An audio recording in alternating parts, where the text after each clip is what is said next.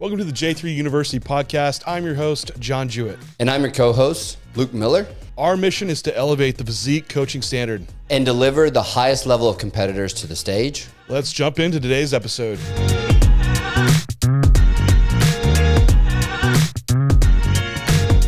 Post-show, where champions are made or they are broken. And in our current contest prep season of the year, there's a lot of post-show periods happening. And so I thought we were very appropriate to revisit the post-show and see how you can make this more effective. Because truly, the post-show phase, the moment you get off stage, that's already starting to set the framework for what your next contest prep is going to be.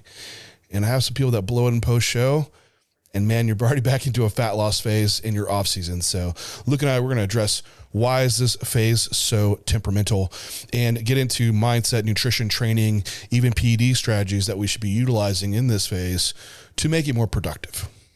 Yeah, and I think it's truly kind of the phase that you would honestly call it dangerous in some senses of the way that you kind of verbalize this to clients, because there is a pretty big loss of an external goal once the contest prep is finished. So it can be a slippery slope, especially when we talk about in the fat accumulation side of the equation. We have plenty of data plus anecdotal experience that shows how quick that fat accumulation can occur. And honestly, I do think it sets the stage for the next arguably 24 to 30 weeks of progress, kind of in that post-show phase. And I think that the dangerous aspect of it is we can see two extremes. We can see the extreme of fat accumulation happening too fast and or pushing up too fast in regards to trying to take advantage of the post-show rebound. But I think it's just as much of an issue to stay on the too shredded side, where we're 3-4 weeks into the post-show phase and we're not even seeing really much improvement from a gym perspective, or we're not kind of seeing ourselves set up for what the off season to come to be. I think some context around that would be pretty huge to kind of start with, don't you think? Yeah, I mean, I've even personally, I haven't way too far into like totally blowing it post-show, like personally. I've had some rapid push-ups, but I think I probably lean more so into like staying lean for too long. And I think you've been in the contest prep for so long that you forget what normal really is in the off season, to where you're like 6 weeks down the road, you're like still pretty lean, but yeah, no, I'm fully recovered, but you still have like some sleep derangement, but it feels a bit normal. Like, hey, this is already better than prep, but is it normal? Like for your off season best? And I think that's when you kind of forget what it really should be like. And then you get deeper in your off season, like, oh no, actually now I feel really good. So, and what is the detriment in that? It's like, well, yeah, poor sleep is not going to be an optimal environment to be able to actually truly grow.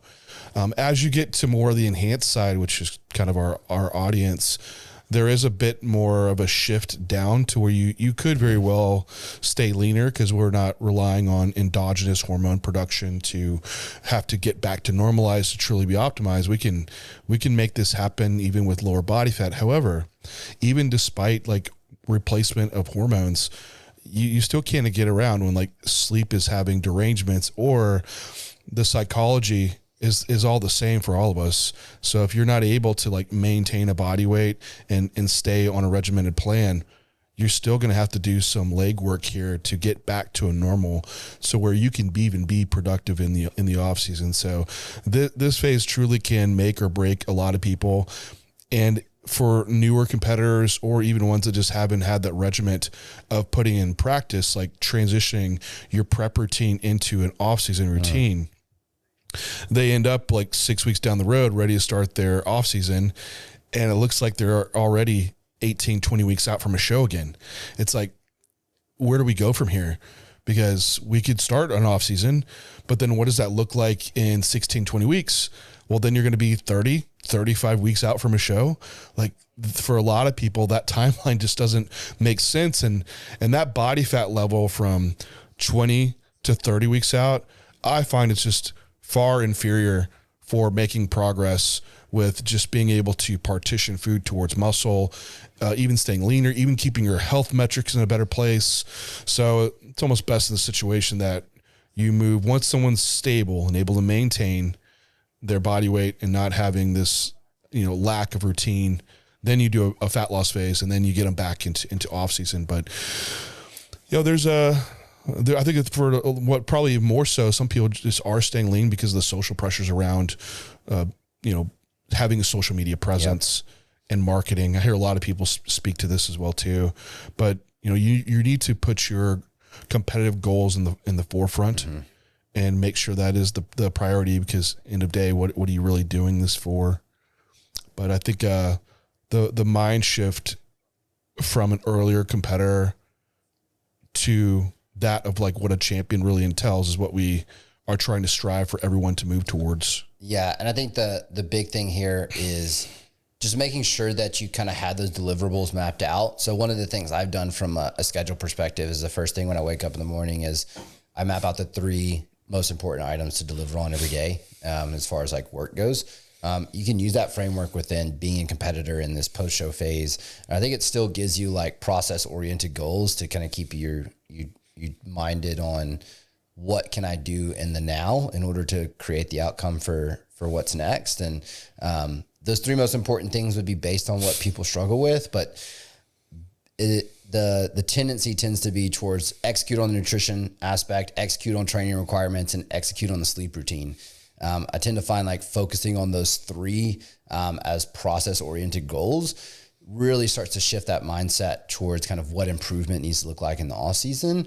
And we can take that hyper focus that prep gives us of an end date and a stage date and what that looks like, and put that into those daily deliverables and making sure that we execute on those. Yeah, I do like that. I mean, if you're checking off those 3 areas, that's going to get you a lot of the way there. I also think there is a shift towards training performance goals. Not that it's not there in contest prep, but at least for me, what's gotten me the most excited coming off of prep is being able to improve my physique. And people are starting to map out like, what does that look like for them and what training might need to be. And that's where I start to get excited. I would think others should shift towards that too, because what is going to change your physique, and that is training. So looking at, what exercises are going to be the most key ones to be able to move up these body parts that I need. And so on a week-to-week basis, my goal is trying to execute these better and better every week, and then increase load reps across the board on every set for those lifts.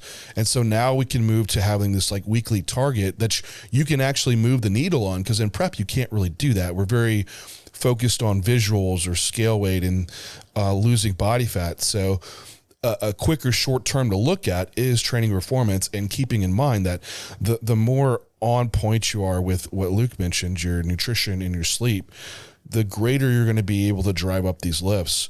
So that acute change in the short-term goals of like what you're doing in training week to week, and then having the long-term goal of the show, the physique, is a good transition shift of where you can see that kind of champion mindset come about. Yeah.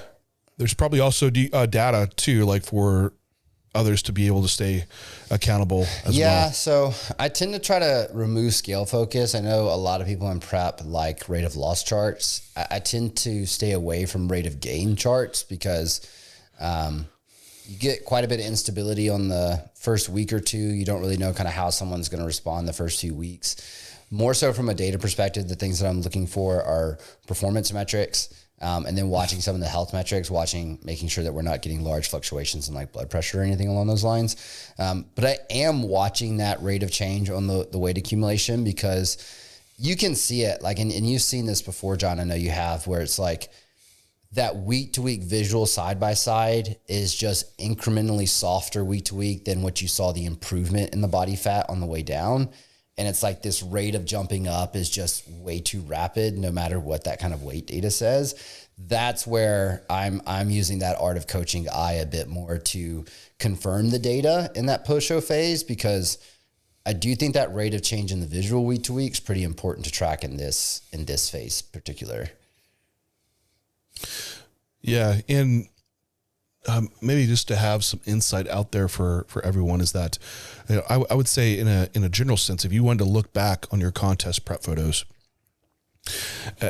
roughly maybe your 8-week outlook would be a look to strive for by the end of your post-show phase. Like that could be an acceptable body fat range, because if you dieted for whatever, 10, 12 weeks, pulling down body fat off across that, you shouldn't be gaining body fat nearly at the rate that you're able to lose it in prep. So that should extend you out. If we said, hey, 10 weeks, 12 weeks of that dieting body fat, that should get you like 24 weeks of off-season body fat accrual. And then you wind up back at that contest prep start point. So that's just a rough idea of like looking at those visuals and whatever, print them out, whatever you need to do. And like, here's the end point that will be acceptable. And again, everyone, this is like maybe a rough tool to be able to utilize, because for some, 8 weeks out, and you're going to be peeled out of your mind bodybuilder, and also you have a high body fat set point, that 8 weeks out body fat is going to feel a little too rough for an off season.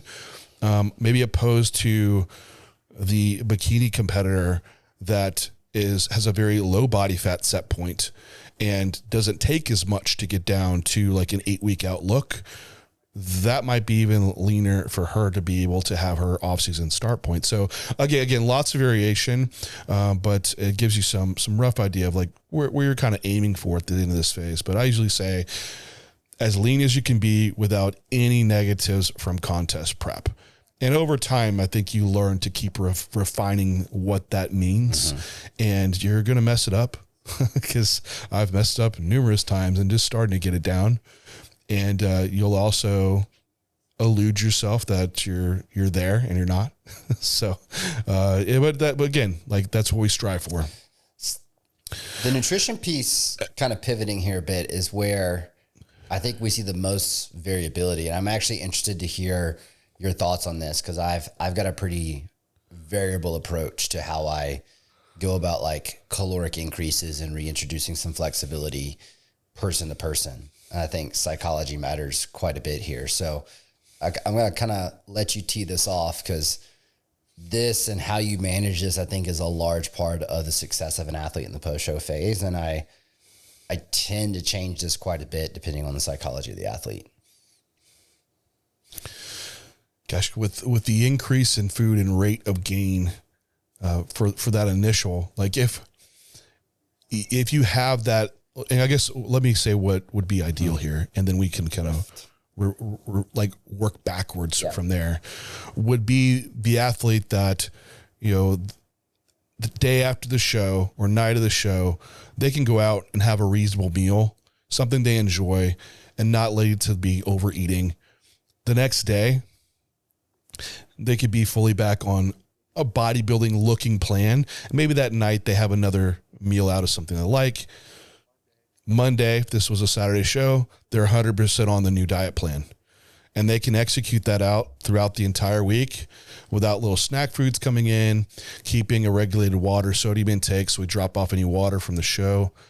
And then by that Saturday, they could do a reasonable meal out again.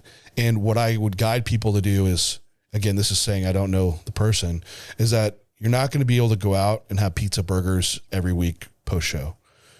At least initially, okay? For most part, nobody can do that. And this would be a meal out that's something close within the realm of bodybuilding, right? So steak, potato, fajitas, Greek food or something, right? Something where you get meat and veggies, etc. So then from there, if we see body weight stability, we start moving up food, and their daily calorie intake could increase to where also they begin to have more flexibility and a greater caloric allowance for that meal on the weekend. And then if it's not a detriment, what I also like to say, hey, make macro meals during the week whenever you want. So I start to transition people from a strict meal plan to be able to macro match and have something they enjoy. And that can do that anytime, as long as that's not detracting from the ultimate physique goal here and keeping them on track. And that rate of gain kind of is where I have to judge how flexible do I need to be with someone's untracked meal or not. So I start with have something you enjoy, just regulate yourself. If I notice like, hey, that's the only weight gain they get is that 1-2 days after that meal, and the rest of the time maintaining weight, it's like, okay, we need to scale that back, and we have to put a little bit of restrictors around that meal, whether it be a calorie allowance or we just pick foods that would be okay to go out and have. And then we just go from there. That's kind of ideal. Now, not everyone can execute like that. And you have some people that are going to be, need more of the big push. And Luke, maybe I'll let you speak to that, because there's a vast variability there, and where you might need to take a newer competitor that's really struggling to like stay on it, and they just feel like they're failing every week. It's an interesting dynamic, because the structure should provide, success. But if we can't follow the structure, then it, like you said, it leads to these feelings of failure. Something I'll use to try to get the point across to people is like how this should scale up over time is looking at it mathematically. So like if you eat 500 calories over your meal plan, when you're eating 2,000 calories a day versus eating 5,000 calories a day, that's the difference between about a 25% increase in caloric intake total and a 10% increase in caloric intake total. And so then I try to translate that into kind of like off-season eating. So when we look at flexibility around like meals off plan, we need to kind of have an idea of how do we keep it within this 5 to 10% range of caloric intake relative to the meal plan that we're having. And I'll tend to use that as my flexible rule in regards to educating them on looking things up, caloric intakes, giving them the autonomy to adjust food through the day in order to make that work. And I'll actually give them sometimes, depending on how new the competitor, like examples of how this might look so they can take it and use it and go do it in success. So like if they have a restaurant that's like their favorite, like pulling a meal off that restaurant's list, here's what a day of eating may look like. And then they can kind of learn to go execute that and then see off the back end what that data looks like from a weight trend perspective. And it teaches them and reinforces them what normal looks like. And that's kind of where we can build some success with more structure on people that might not be used to kind of this phase. But it is kind of dependent upon the person, because you do have some people on the emotional regularity side who just can't handle eating off plan because they get caught up in the moment, and then the emotions kind of drive their eating habits, and then that eating habits lead to excessive eating, which is pushing kind of into the realm of eating disorder. And that's where potentially the skills aspect of through the week needs to be developed a little bit more to handle those off-plan eating days, or kind of how we treat the flexibility. A little bit more structure, lead it into flexibility later in the off season. Yeah, I've worked with some people that would be classified like eating disorders or struggle with that in their past, and had it under control, and post show just kind of reignites some of those, feelings. And you do have to scale that person back to what's going to be a successful diet day. It's like most people will stick to measuring protein or even eyeballing protein. Like, hey, eat protein and veggies first, then it's okay with the other stuff that you do eat. And at least we have some fill in there. And then as they feel like, I feel a little bit regulated, I'm ready to get back to like measuring a carb or something like this. And then also like, hey, other stuff that snack foods around the house, like just don't have those, have healthier snack foods. And it's okay if you snack on these foods, just to build successful days and then lead them back to that structure that they had in the past. But anyway, there's a large range. And so I think if you're new to coaching, a lot of times you want that instruction manual of here's the perfect post-show phase, and this is what everyone gets. And it is just so variable, and you're going to have to be very flexible as a coach and realize that many people aren't going to be ready for the optimal execution of a post-show. Now, to segue that into training, because there's other issues that crop up with training too. And there's also this kind of false sense, I think, of recovery, because you feel like a superhero post-show with this influx of food coming in. You probably had you finally had 8 hours of solid sleep through the night, and you woke up feeling like, what have I been doing all prep? I wasn't even sleeping. And then you have massive pumps in the gym. You're like, I am a training god right now. But it's still this like a little bit of false there, because you're still coming from a state where you're not optimally recovered and you've been beating up yourself and accumulating this total stress load, fatigue load on connective tissue. And so we also need to consider like where you're going to take this in the off season. So if you go all out in the post show phase, what are you going to do in the next 8 weeks and then the next 20 weeks? Can you sustain that? And this can quickly catch up to people. I've done this myself, like post show, feel great. Go train legs like the couple days after the show and just blast them. And then fatigue, I was knocked out for the week with fatigue. And this is how some guys have gotten rhabdo post show is doing stuff like this. So with training, it needs to scale back to allow recovery to happen. And then as nutrition scales up, they'll start crossing lines where they start to line up where that recovery is matching the stimulus. And until then, you have to keep that stimulus pretty low. So what ideally here, reduce your volume, or it's going to be that volume that you had 1 week prior to peak week is probably what you can start your training phase with. And just to err a little more on the side of caution here, I usually say add in an extra rest day, because a lot of people on contest prep, they could be up with a higher frequency of training. So just to spread out that training frequency, I find is what can really aid a lot of people's connective tissue recovery.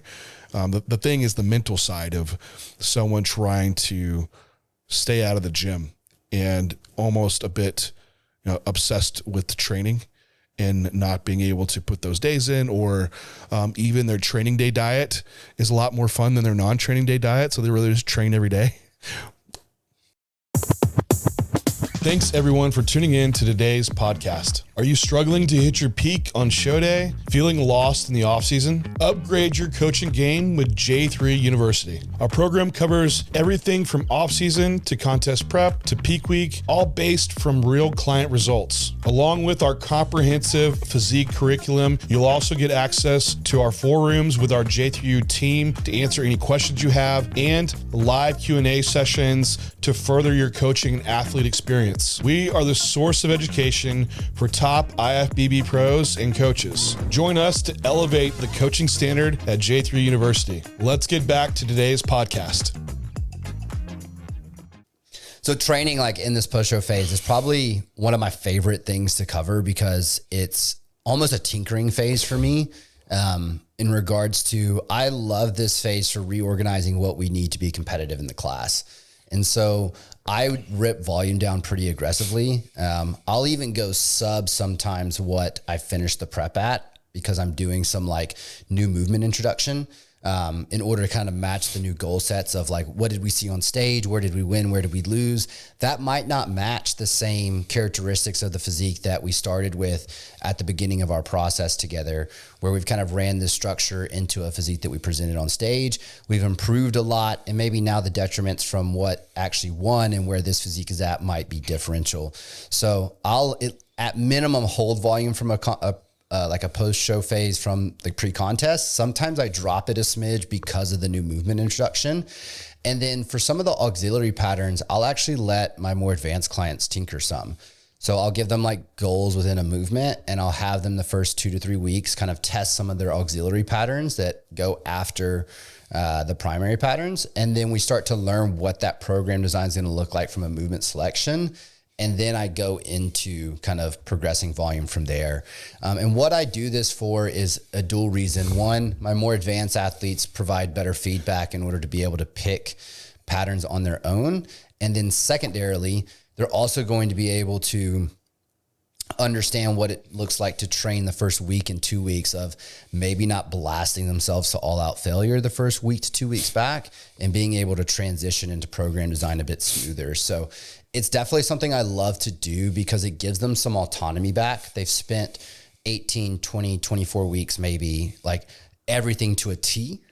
So the training side allows them to have some fun and get back into some of the creative autonomy that they might want, and allow it to happen on that side than rather feeling like it has to happen on the nutrition side for some of the athletes. Yeah. And that varies too, right? It's almost like matching your macros, but matching your equipment to your training program.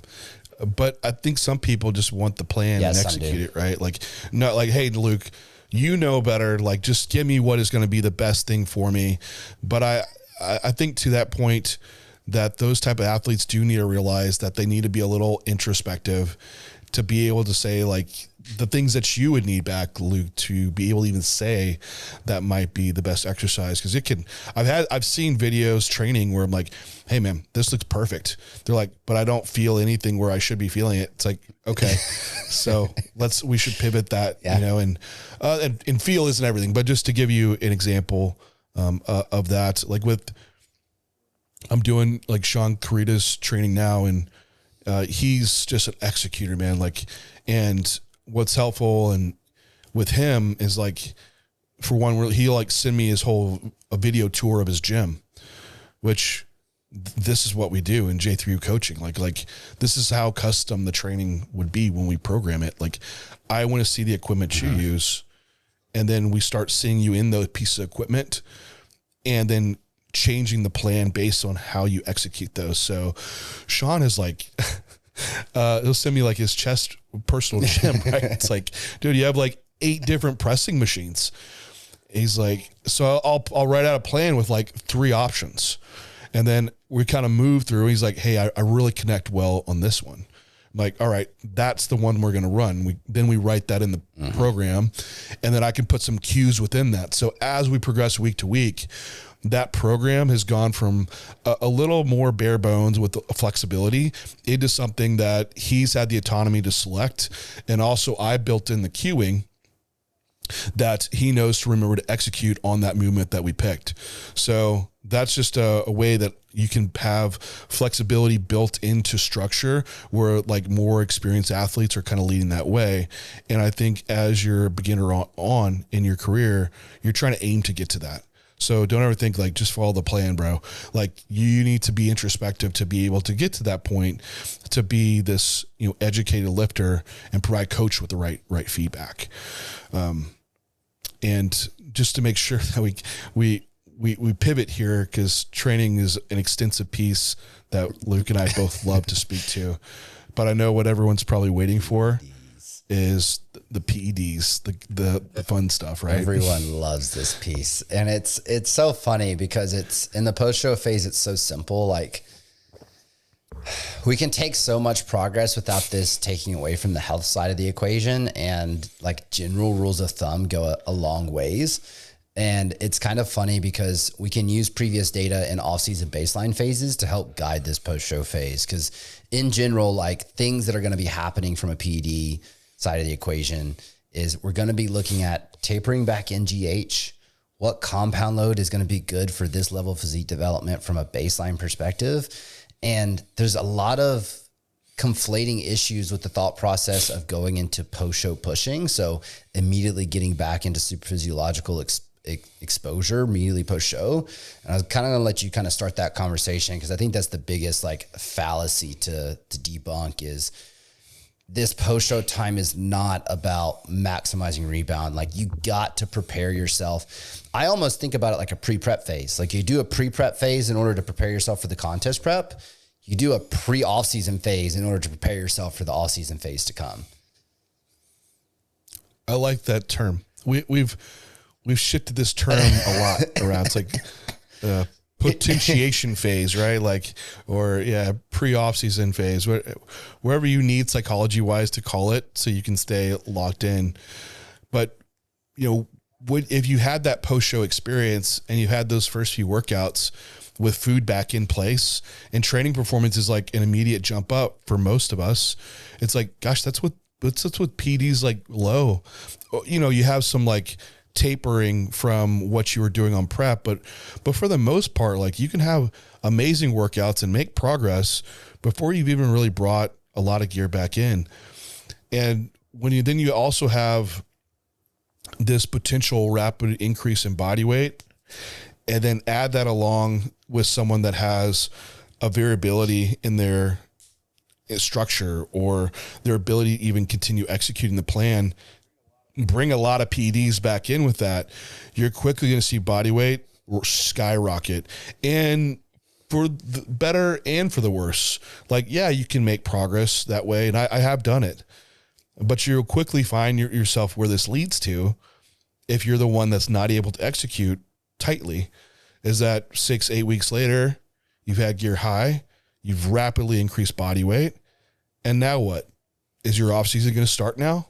No, you have to lower your gear because you can't stay on cycle for 30, 40 plus weeks of a prep into a post show into off season. You can. It's definitely a terrible idea. And then also with all this body weight accrual, man, I see guys on like needing blood pressure medications now, and health markers have not been addressed since coming off a prep because gear stayed high. And then with that being said, you have an artificial look of fullness with a lot of water that's there.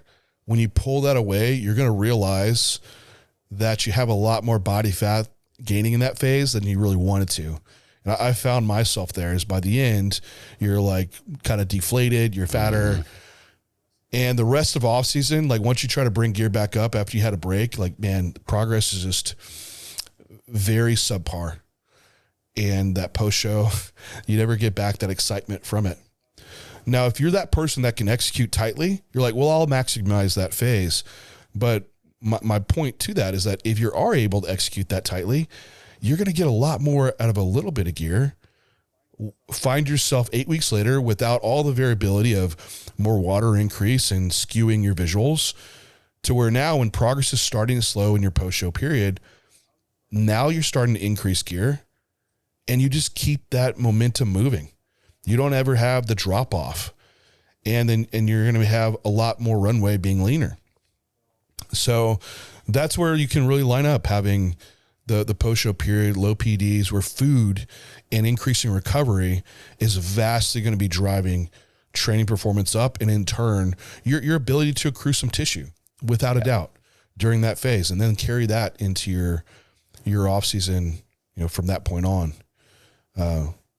And as far as, well, is there time to keep gear up?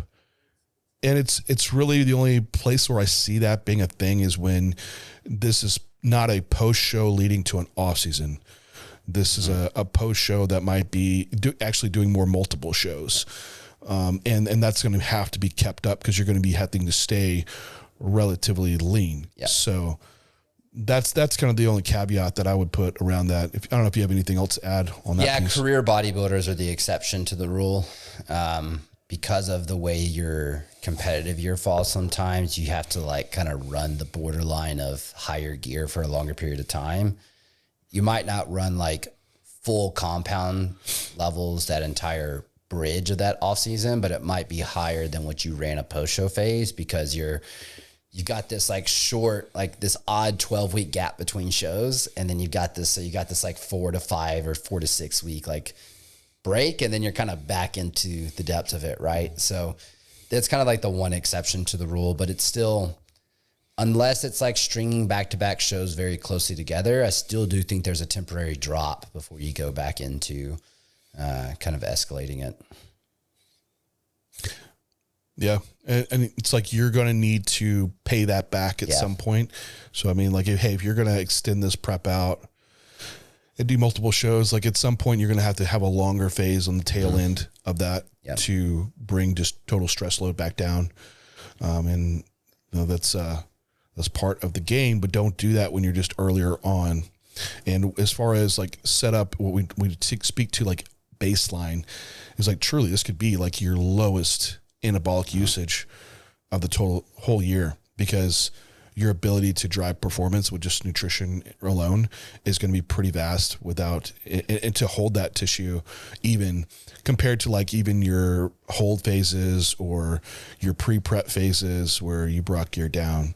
So you can even look at those phases that you did in the off season of like, yeah, I could easily hold tissue and performance on whatever, 300 milligrams of total anabolics per week.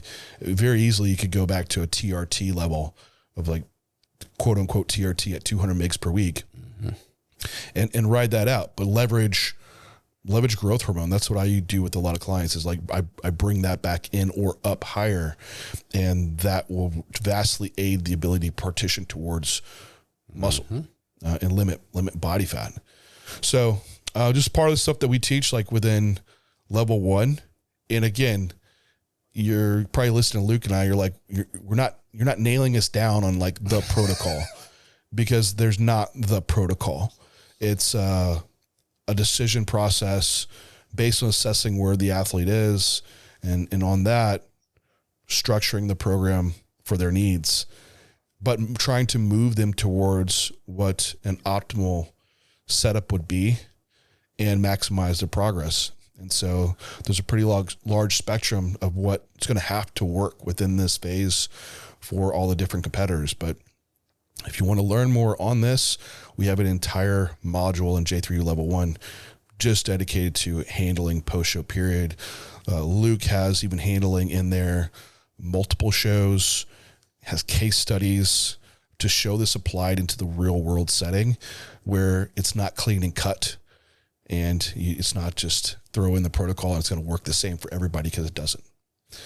So thank you everyone for tuning in. That's our post-show wrap up. Questions, comments, leave them down below, and we will talk to you next week.